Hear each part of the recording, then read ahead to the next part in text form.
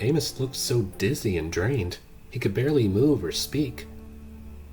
Sadie, Carter. It's okay, Uncle, Sadie said. We're safe now, all of us. You can rest now. Then it just occurred to them that there was no sign of the golden coffin. They never got the chance to free Dad, but they had to push that thought aside for now. Amos and Zia needed them. As for Zia, she didn't look much better. In fact, she looked worse. She was looking pretty under the weather.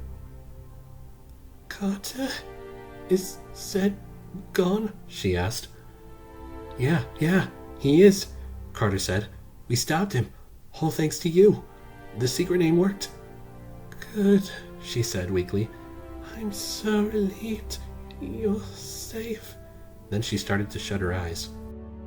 Hey, stay awake, Carter panicked. You don't want to leave me here alone with Sadie, do you? She's bad company. Zia tried for a smile, and a tear dripped down from her face. I was never really here, Carter, she hesitated. I was just a messenger, a placeholder. What? Fight her, Carter, Zia said. Please, promise me you'll find her and take her on that date to the mall. She would like that. Then, Zia's whole body started turning the color of clay and started cracking. Then, her whole body flew apart like a sand sculpture blown away into the wind, leaving Carter frozen with tears. What did remain, however, was a small glowing blue ball of light hovering where Zia had just been laying and suddenly rocketed into the sky.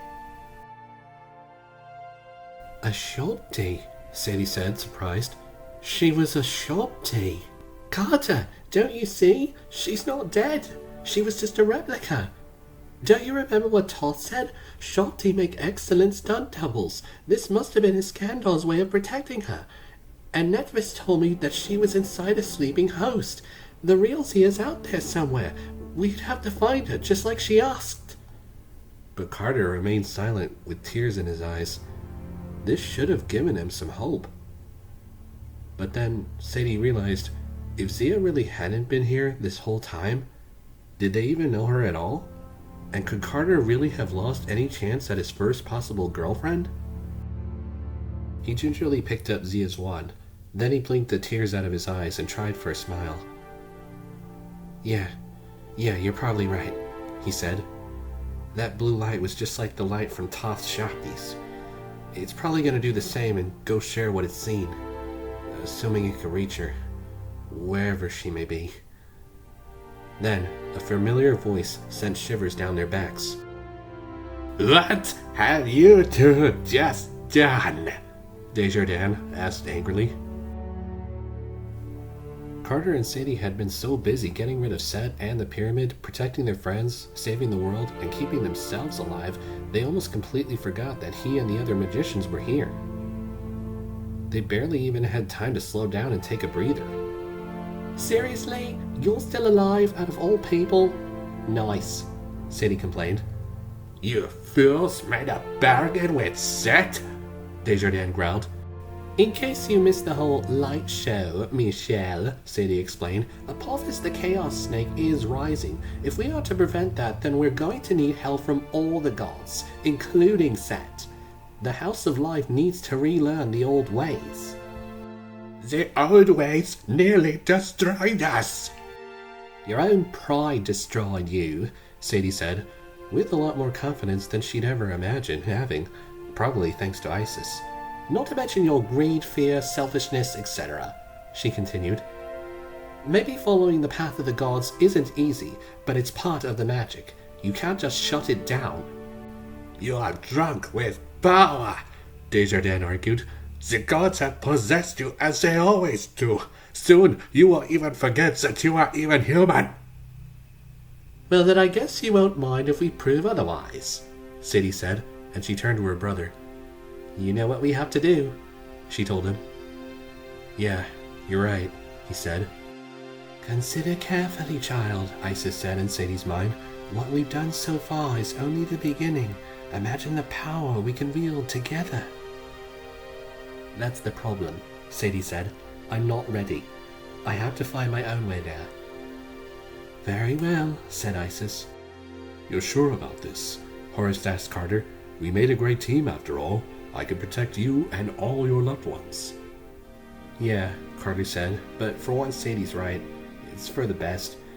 I do feel a little bad giving this up. For the first time, I actually felt kinda, special. You were always special, Carter, Horace said. You are Kane. You are blood of the pharaohs, which means you are destined for greater things, as you were always meant to be. The Kane siblings felt the two gods leave their presence and return to the Duat, although they felt as if they left a part of themselves in Carter and Sadie's necklaces. Desjardin looked shocked and hesitated to speak. You let them go? Apparently you have a lot to learn about what's possible, Sadie said. Desjardin, Carter said, I promise I'm not after the throne. Not unless I earn it by myself, and that'll take some time. We're gonna do as Sadie said and learn the old ways and teach it to others who need it. You can waste your time judging us and try to stop us, or you could do the smart thing and help. Police sirens could be heard in all directions. I swear, Desjardins said, I have dealt with bigger brats like you who have done just as much damage over the centuries. You two are no different. I will set this aside for now, but if you ever cross that house again... He let the threat hang in the air, with his finger pointing at them. Then he and his soldiers teleported away. Then, Carter and Sadie turned Amos into a mouse, then turned themselves into birds again. Carter carried Amos and they flew away back to Brooklyn just as the police were coming down the street. The president was going to be real confused for a long time about why there was a giant brown patch that suddenly appeared in the middle of the National Mall. It took them a couple of hours, but they eventually made it back home to Brooklyn House. Thankfully, no enemies were around. Unfortunately, the place was still in shambles. They found Khufu doing his best to sweep away the rubble while Muffin was resting on the couch. Amos was still way too weak to do anything, so they put him to bed. Carter, Sadie, and Khufu did the best they could to tidy up the place. Even with all the magic they had, they spent the whole day cleaning up and fixing everything. The next morning, they still had a lot to fix. They figured it would take at least a week before the house was its old self again. Then, while they were having breakfast on the sofa, a portal opened up in front of them. Anubis was waiting for them on the other side. He told them that someone very special wanted to speak with the two of them. Carter and Sadie decided to leave Amos on the couch, since he was still very weak. They walked through the portal and found themselves in the same room with the same giant scale behind the chair. But what really caught their eyes was who was standing at the foot of the throne. Dad? Carter said. You're green. Julius laughed at the comment. Indeed, he was green, the color of Osiris, which couldn't have been a coincidence. Thanks, son, he said. It does come with the territory. I wanted to tell you two how proud I am, and that the gods are in your debt, and... Hold on, Sadie said. Are you Dad or Osiris? Are you even alive? Julius smiled and said, To answer that, I am both Julius Kane and Osiris. I am both dead and alive, although the term recycled may be closer to the truth. Osiris is the god of the dead and new life. To return Osiris to the throne... You had to give up your own life, Carter finished. You knew this all along, didn't you? Since the moment at the museum, you hosted Osiris knowing you would die. Carter was shaking with anger. He didn't realize how strongly he felt about all this, but he just couldn't believe what his dad had done. This is what you meant by making things right? He complained. Dad's smile didn't fade, as if Carter said nothing. There are no words to describe how much I missed you, Carter, he said, but we've all made the right choices. If you had saved me in the world above, we would have lost everything. For the first time in millennia, we have a chance at rebirth and to stop chaos, all thanks to you. Osiris was a great king, but when he died, He became 1,000 times better, Carter finished. the Duat is the foundation of the real world, Julius said. The chaos down here reverberates to the upper world. Returning Osiris to his throne was the first step. Oh, and there's also another reason I made my choice, as you may have already guessed. He gestured to his left, and they saw...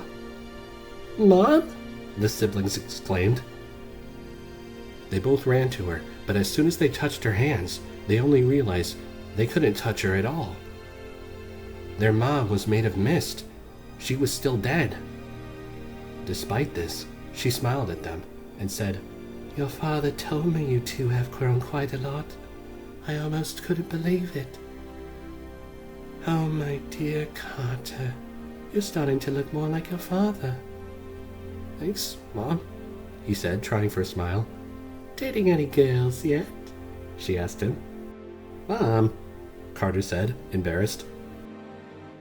"I'm so sorry we cannot go back, sweethearts," she said. "But nothing so precious is ever truly lost, even in death. You remember the law of conservation?" It had been 6 years since she told him about that, back when Carter was only 8, but he did remember. "Energy and matter can't be created or destroyed," he said. "Only changed," Ruby finished, "and sometimes for the better." She took her husband's hand, and despite being dead, they both looked happy. Really happy. "Mom," Sadie asked, "when I touched Dad's coffin and saw you in that image, was it really..." "How it happened?" Ruby asked. "Yes, sweetheart. It was my thoughts mixed with yours. I am so proud of you. And thanks to Isis, I feel like I know you better now. I even learned how you dislike your grand scones as much as I did. Sometimes she tends to force her taste upon others." "I know, she's impossible," Sadie replied. They laughed together. Then Ruby held out some sort of stick for them to take. They didn't know how a ghost could carry something solid, but Sadie took it anyway. Julius explained that it was the spine of Osiris, and that it was what they were going to need to reunite the blood of the pharaohs and restore the House of Life. "The house isn't going to like this," Sadie said. "Nope," Ruby giggled.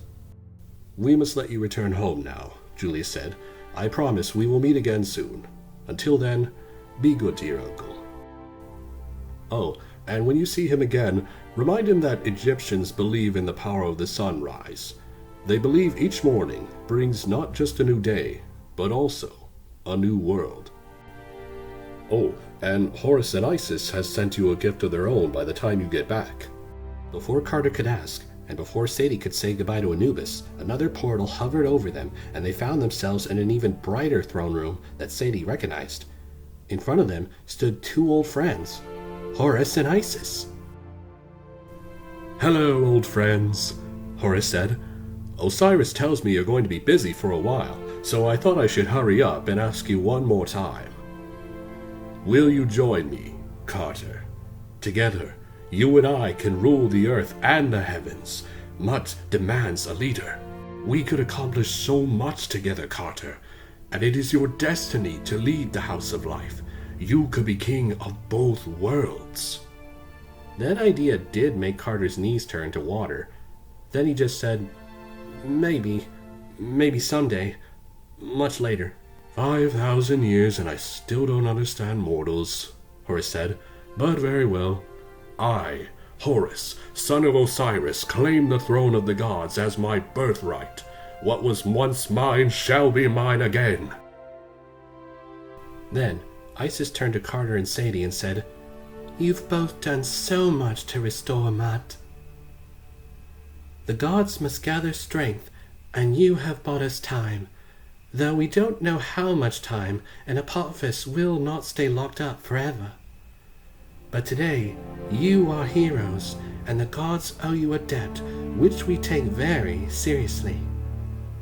"Go in peace now, Carter and Sadie Kane," Horus said. "You'll find your gift waiting back home. I promise we will meet again. Until then, we shall keep a close watch on your progress.